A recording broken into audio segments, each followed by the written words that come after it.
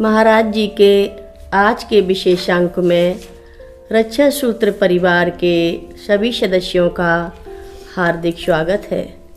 बाबा जी के भक्तों को राम राम। महाराज जी के अनेक चेहरों में से एक जो केवल करीबी भक्तों में ही प्रकट होता है, वह है नाजुक कोमल हृदय का कमजोर चेहरा।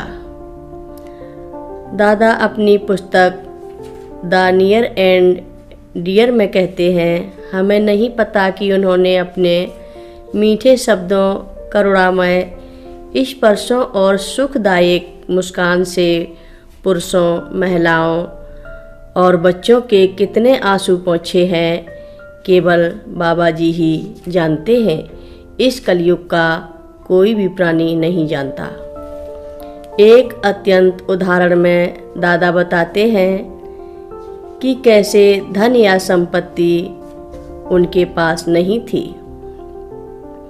लेकिन इसके विपरीत यह एक आत्म पीड़ित दर्द की तरह था, जैसे कि कैंची आश्रम जैसे संपत्ति और अन्य सभी चीज़ें जो अनिवार्य रूप से उनका कार्यालय बन गई। उनकी करुणा के कारण महाराज जी को बहुत कष्ट हुआ।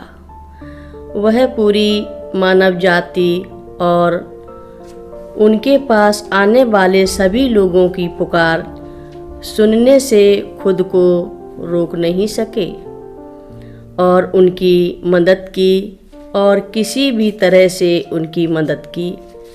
खासकर असहाय लोगों की थके होने पर भी वह लगातार दूसरों का भला करते रहे थे। जब उन्होंने शरीर छोड़ने से पहले आखिरी बार कैंची धाम छोड़ा तो उन्होंने कहा, अब मैं सेंट्रल जेल छोड़कर जा रहा हूँ, क्योंकि उनका कंबल उनके शरीर से गिरा था। उसके कुछ दिनों बाद उन्होंने अपनी महासमाधि ले ली। दादा के स्मरण के सबसे मार्मिक अंशों में से एक यह बताता है कि मृत्यु में भी महाराज जी की जितनी करुणा थी, दादा के संस्मरण का एक अंश निम्नलिखित है। जब हम वृंदावन पहुँचे तो महाराज जी का तीसरा दिन था और वहाँ काफ़ी भीड़ थी। आग अभी भी सुलग रही थी। हमारे पास आने वाला पहला व्यक्ति विशंभर था।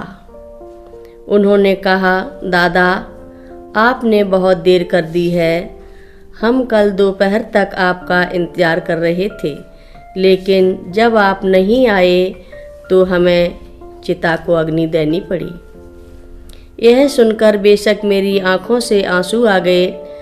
मैंने वे बहुत ही भद्दे चित्र देखे जो प्रदर्शित किए जा रहे थे। एक फोटोग्राफर ने महाराज जी के मृत शरीर के इतनी तस्वीरें ले लिए थे और वे इसे बेचे जा रहे थे।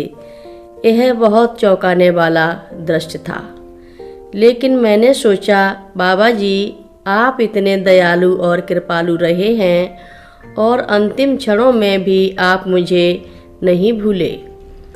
अगर मैं यहाँ होता तो मुझे चिता में आग लगाने के लिए कहा जाता। आपने मुझे इससे बचाया है। मेरे आंसुओं को कोई नहीं समझ पाया। उन्हें लगा कि मैं उनके विदाई पर दुखों में रो रहा हूँ। उन्होंने कहा, दादा आपको रोना नहीं चाहिए। मैं उन्हें यह सब कैसे समझा सकता था। जिस अगले व्यक्ति ने मुझसे बात की थी वो थे मिस्टर मेहरोत्रा। उन्होंने कहा, दादा आपने हमें नहीं बताया कि महाराज जी हृदय रोगी थे। मैंने वास्तव में अपना आपा खो दिया और चिल्लाया, तुम किस बारे में बात कर रहे हो? उन्हें कौन सी बीमारी थी? कौन सी बीमारी नहीं थी। उनके सिर के बालों से लेकर पैर के नाखूनों तक उनके शरीर का हर अंग और हर कोशिका रोग से भरी हुई थी। उन्होंने मेरी भी बीमारी ली थी, उन्होंने तुम्हारी भी बीमारी ली थी। उन्होंने इस संसार के हर मनुष्य दुखियों की बीमारी ली थी। इसलिए हम अपने अच्छे जीवन का आनंद ले रहे हैं। उन्होंने इसके लिए भुगतान किया है। दादा जिस तरह से महाराज जी को देखते हैं और उनसे संबंधित है, उनके बारे में सबसे खूबसूरत चीज़ों में से एक वह मानवता है, जिसे वह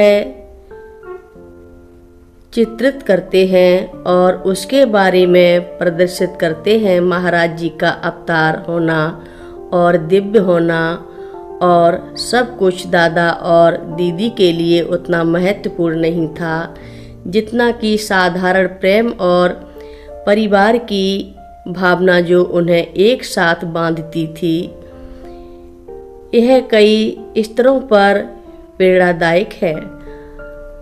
हर बार महाराज जी ने दादा से पूछा कि वह क्या चाहते हैं। दादा ने हर बार जवाब दिया है, कुछ नहीं। हालांकि उन्हें पता था कि महाराज जी उन्हें जो कुछ भी चाहते हैं वह दे सकते हैं। इतनी खूबसूरत बात और क्या हो सकती है।